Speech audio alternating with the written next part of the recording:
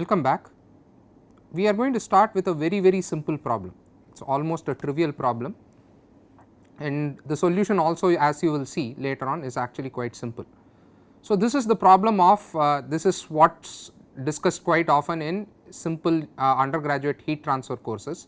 Even if you do not know heat transfer, the problem is something that you can understand quite simply from a physics perspective.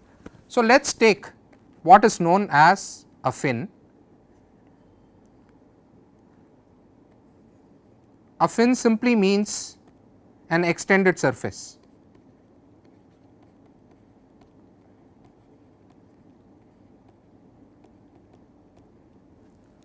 Why is it used? Most often you would have seen this within generators, even at the bottom of your motorbike, and several other places you will use notice this very commonly. It is even used in electronic devices. Now, the reason this is in order to extend heat transfer, or in order for something to cool down a little bit more easily. So, let us say this is the base, it is at some temperature, I am going to call temperature as theta of the base. Okay. Now, what happens is, let us say this portion, the base, is really hot. Let us say it is the car radiator, or it is an engine, okay, and it has gotten very hot, and you have air or some other coolant fluid going past it, and you want to cool it. Okay, how would you do so? Now, all of us intuitively will understand, whether you know heat transfer, whether you know fluid mechanics or not, you intuitively understand that you have a few ideas with which you can sort of increase heat transfer, okay, which is, if this is hot, I make sure that I blow air past, suppose you touch something hot, you kind of blow on it, intuitively it is built into the human system.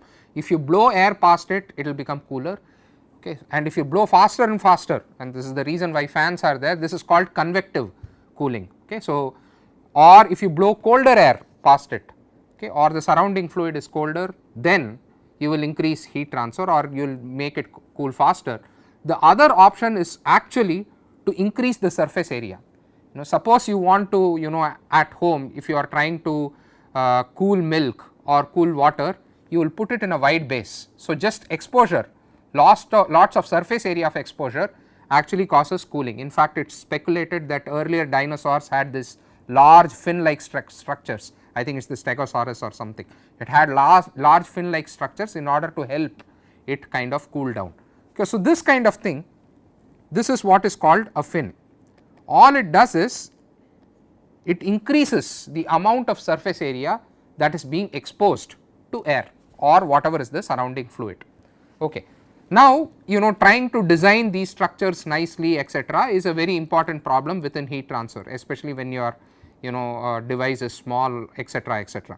Okay. So, now in such cases we know that a few parameters determine what the temperature is at various places. So, let us call this distance x, and I have kept a temperature measuring device, typically what is called a thermocouple.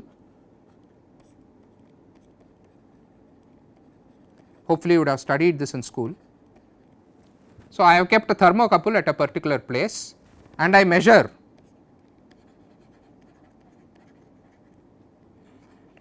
theta, the temperature. Actually, technically speaking, this is theta b is temperature minus T on the outside, but you do not need to remember this exactly. Okay. So, you keep a thermocouple, you measure a temperature. We want to find out, our question is a very simple question with which we will start. How does theta depend on theta b and x? We can intuitively see, okay, this is where our inherent physical knowledge also comes in, that the farther away you are going to be away from the base, the lesser the temperature will be. This is our first intuition. Second intuition is, the higher theta b is, the higher your temperature that you measure here is going to be. Okay. Now, this is an example of what I would call simply physics modeling. You do not, you have some idea of what is the input and what is the output, but you do not quite know the physics. Okay. In this case of course, we know the physics, which is how we are going to generate the data, but in many cases like in weather, you know what things affect what output, but you do not actually know the physics in the middle. The question is, can neural networks help in such cases? Okay. So, now let me pose the question a little bit better. Will it depend only on this? Obviously not. We know that it will depend on the geometry also in some way. It will also depend on what kind of fluid you have outside. Is it air, is it water, etc. Okay. So, all these parameters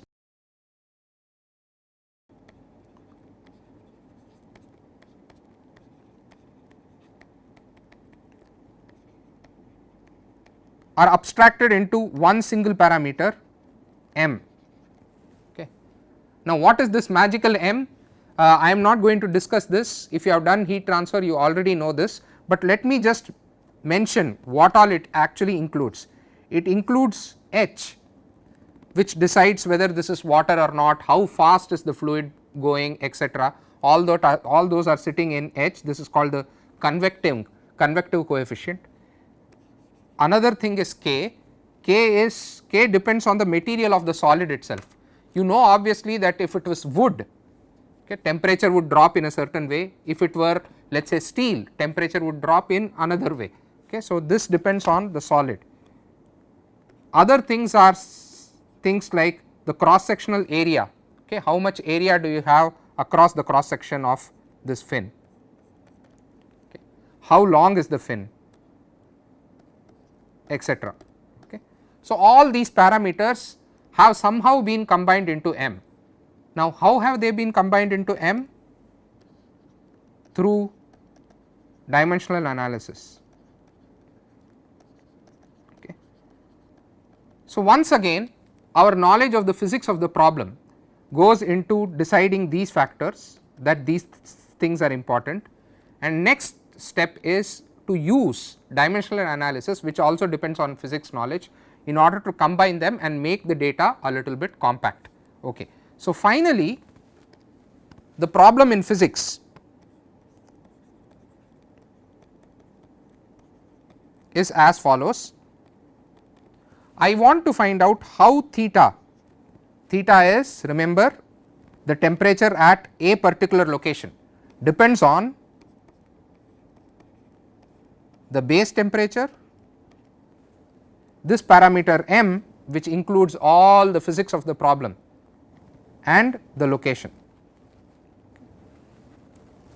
So, we want to find this function, or let us say approximate this function.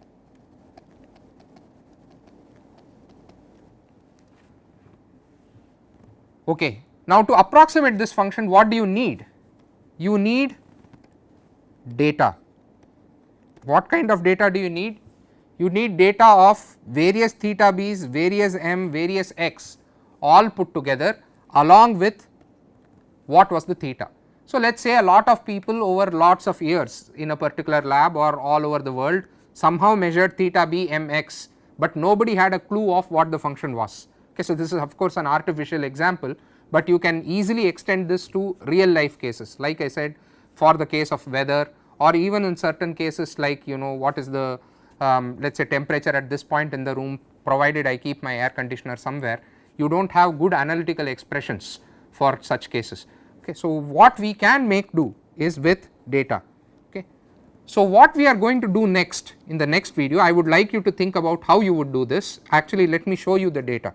Here is one example of the data set that I will be using in order to build our model. Okay. So, the data set is as follows.